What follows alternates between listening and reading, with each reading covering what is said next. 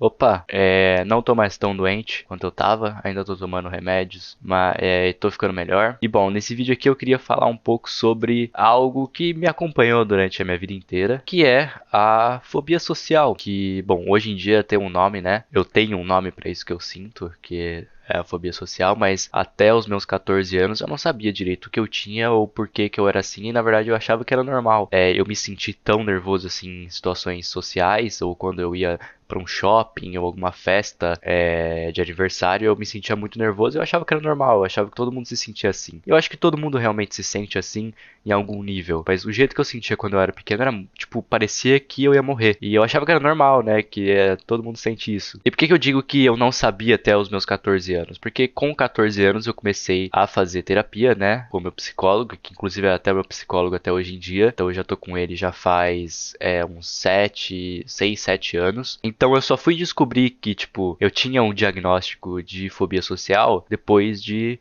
alguns anos com psicólogo, né? Tipo, acho que pelos meus 16, 17 anos, eu comecei a me tocar, tá? Realmente, o que eu sinto se enquadra muito em fobia social. E algumas peças, né, foram começando a se encaixar. Eu acho que a que eu me recordo desde muito antes, eu sempre tive dois problemas bem notórios, assim, e os dois envolvem as minhas mãos.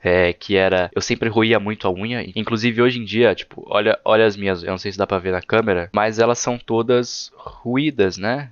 Eu praticamente não tenho unha, porque desde que eu tenho, sei lá, 10 anos de idade, eu sempre tive a mania de roer a unha. Outra coisa que eu sinto desde os 10 anos de idade, eu sempre tive um suor muito excessivo nas mãos.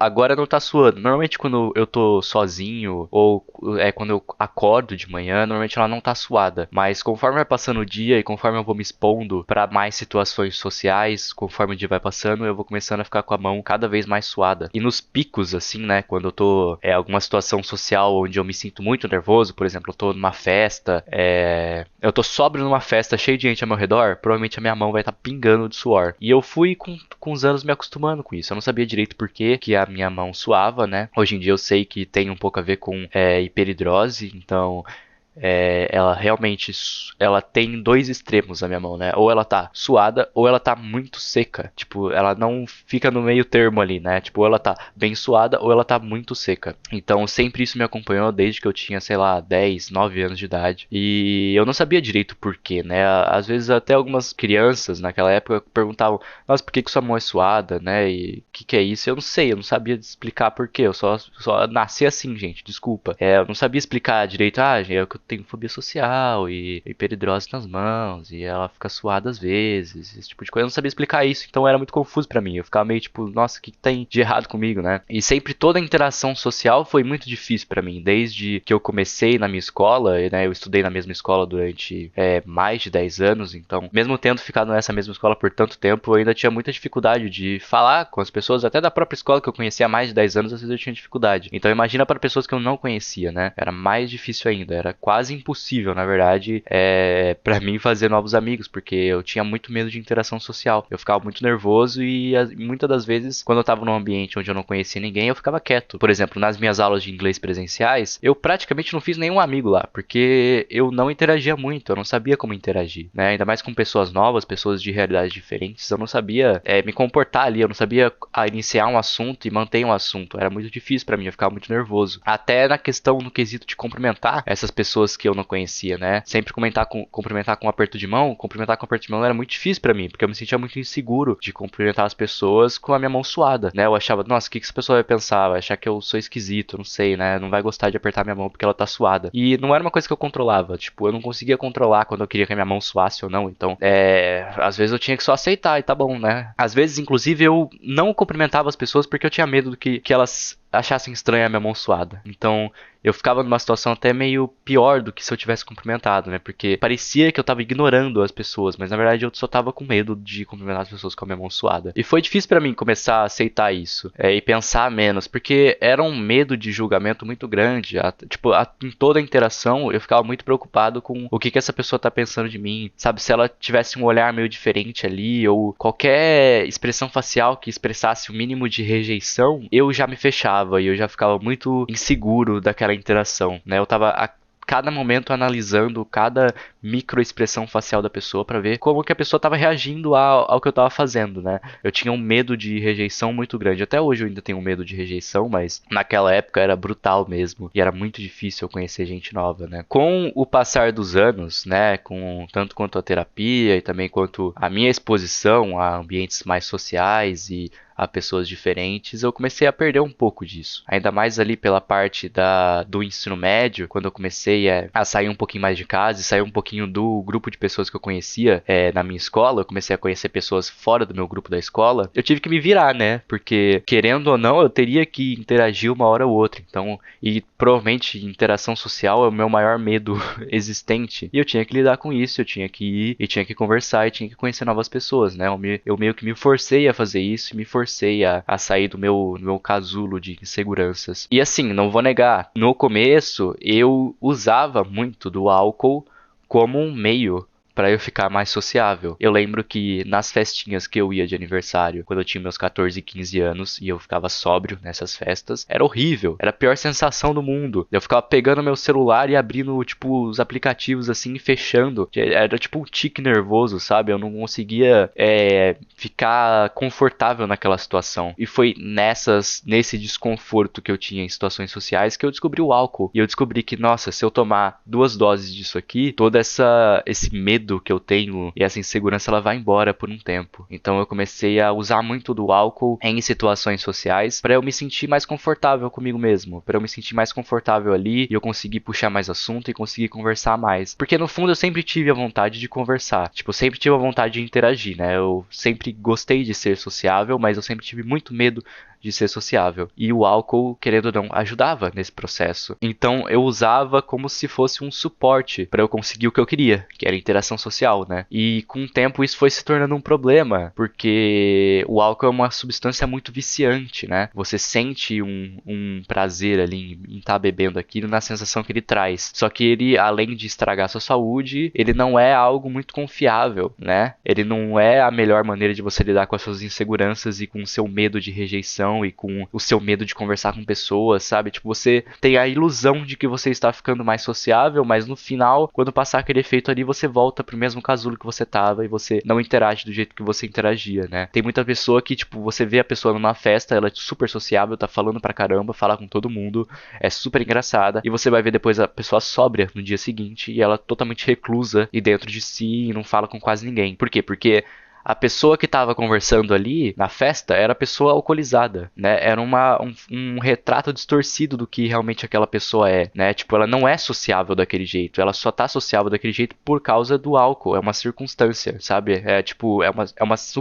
uma circunstância e uma substância que faz com que a pessoa seja daquele jeito. E eu tava me encaixando muito nisso, porque eu sentia, nossa, eu sou tão sociável com álcool, eu quero ficar assim o tempo todo, né? Tipo, é estranho, porque pra quem tem fobia social, você alcoolizado não é tipo você alcoolizado, é você funcionando como uma pessoa normal. Normal entre aspas, né? Tipo, é você funcionando como uma pessoa que não tem medo de interação social. E isso era muito interessante. Pra mim, eu queria ficar daquele jeito o tempo todo, porque daquele jeito eu conseguia o que eu mais queria. Eu conseguia interação social. E até hoje em dia, ainda por exemplo, aqui no canal, eu sei que eu tô falando agora pra provavelmente milhares de pessoas e tem centenas de comentários, mas eu não consigo me imaginar nem por um momento conversando com tanta gente assim pessoalmente. Agora eu tô falando pra uma câmera. É muito diferente de eu estar num palco falando pra 10 mil pessoas. Ou aquele vídeo meu que viralizou. Imagina eu num palco de show falando pra 800 mil pessoas. Sabe? Eu ia estar tremendo, sabe? Sim, apresentações de bateria que eu fazia na escola, com uma plateia pequena, de menos de 100 pessoas, eu já tremia de medo e ficava muito nervoso, né? Minhas mãos pingavam de suor. Imagina se eu estivesse falando com 10 mil pessoas agora, né? Agora eu tô no conforto do meu quarto, tô falando com uma câmera. Depois eu vou fazer o upload do vídeo no YouTube. Então é uma segurança muito maior, né? Eu sinto que se eu estivesse falando pra 10 pessoas agora, nesse momento, com 10 pessoas me assistindo, eu estaria muito mais nervoso do que eu tô agora. Inclusive, gravando alguns vídeos do YouTube, eu já fico um pouco nervoso, na verdade. verdade, porque eu penso na ideia de um monte de pessoa estar assistindo eu. E, inclusive, eu não tinha redes sociais, eu nunca postava o meu rosto antigamente. Agora eu tô gravando vídeo, então eu meio que posto o meu rosto diariamente aqui no canal, quase. Mas antes, no meu círculo de pessoas assim, eu não tinha um Instagramzinho onde eu postava fotos minhas. Eu nunca fui muito disso. Mas com o tempo eu fui me adaptando, né? Começando a ter menos medo de mostrar o meu rosto e ter menos medo do que as pessoas vão dizer, né? Tipo, nossa, eu tinha muita insegurança porque as pessoas estavam achando de mim, né? O jeito que eu andava, às vezes eu ficava prestando muita atenção no jeito que eu andava, porque se eu andasse de um jeito estranho no shopping, as pessoas iam olhar pra minha cara e dar risada. Eu sempre tive muito medo do julgamento alheio, né? E o medo também da rejeição alheia, né? Das pessoas olharem pra mim e não gostarem do que veem e me rejeitarem. Então eu sempre tive muito medo disso. Mas com o tempo, eu fui percebendo que, por mais que eu passe uma vergonha aqui e ali, ou se eu falar errado aqui, ou se eu, sei lá, tropeçar, ou se eu agir de uma maneira meio estranha, ou se eu falar uma coisa nada a ver, sabe, as pessoas até vão perceber, né? Ou tipo, por exemplo, se eu tiver com a minha mão suada e cumprimentar alguém, a pessoa vai perceber, mas talvez ela nem se importe tanto, sabe? Na maioria das vezes ela vai ver e, tipo, vai esquecer depois de 5 segundos, né, que a minha mão tava suada. Isso não importa tanto pra maioria das pessoas, tipo, não vai passar despercebido, mas não vai ser uma coisa que, tipo, nossa, a pessoa vai me botar dentro daquela caixa e agora eu sou o esquisito da mão suada.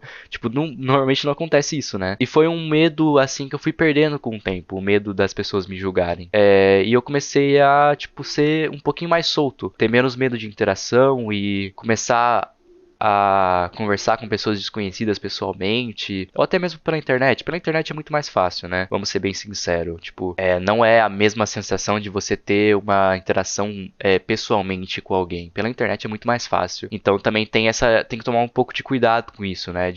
Você pode ser um cara super sociável na internet, tem vários amigos online e, tipo, na vida real você não conversa nem, sei lá, você passa do lado de uma pessoa na rua e nem cumprimenta ela. É muito perigoso você entrar nesse extremo onde você só consegue ser sociável online. Entra na mesma coisa que eu falei com o álcool, né? Tipo, a pessoa só consegue ser sociável se ela tiver alcoolizada. Ou a pessoa só consegue ser sociável se for online. Então é muito importante você saber interagir pessoalmente sóbrio, né? E é uma das melhores coisas da vida você poder se sentir você mesmo e se sentir seguro de si mesmo sóbrio conversando com as pessoas. Não ter medo da sua imagem, não ter medo do que as pessoas vão pensar de você. E simplesmente ser você mesmo. E quem gostar, gostou. Quem não gostar, paciência, né? E foi uma coisa que, assim, eu venho desenvolvendo até hoje, né? Essa minha luta contra o medo de rejeição, lutando também contra a fobia social, porque eu sinto que quanto mais eu fico recluso dentro de casa, mais os sintomas de fobia social começam a vir, né? Mais o medo de rejeição fica cada vez mais aparente, cada vez mais os pensamentos de, nossa, eu tô me sentindo tão seguro aqui dentro do meu quarto, eu não quero sair daqui, né? Eu não quero ter que enfrentar o mundo lá fora e ter que conversar com essas pessoas. E querendo ou não, eu construí a minha vida em volta disso. Da segurança do meu quarto, da segurança de não ter que falar com outras pessoas pessoalmente, né? O meu trabalho não envolve eu falar pessoalmente com ninguém. Eu faço meu trabalho trancado no meu quarto. Eu não preciso sair da minha casa, né? O fato de eu ter seguido a carreira de edição de vídeo demonstra muito sobre a minha personalidade de ser uma pessoa mais reclusa que gosta de ficar dentro de casa. Porque desde pequeno, até antes, quando eu não trabalhava com edição de vídeo, eu ainda gostava de editar vídeos, porque era uma coisa muito minha. Era uma coisa que só dependia de mim, né? Só dependia da minha pessoa ali no computador. Eu não precisava interagir com ninguém. Era muito fácil pra mim, era muito confortável pra mim. Eu não tinha um medo da interação, porque a interação é praticamente inexistente no meu trabalho. O fato de eu ter seguido essa carreira diz muito sobre o meu tipo de pessoa e também sobre o tipo de outras pessoas que são editores de vídeos. Você dificilmente vai achar um editor de vídeo que é muito extrovertido. Normalmente são pessoas mais introvertidas. Por quê? Porque elas têm o costume de ficar dentro do quarto.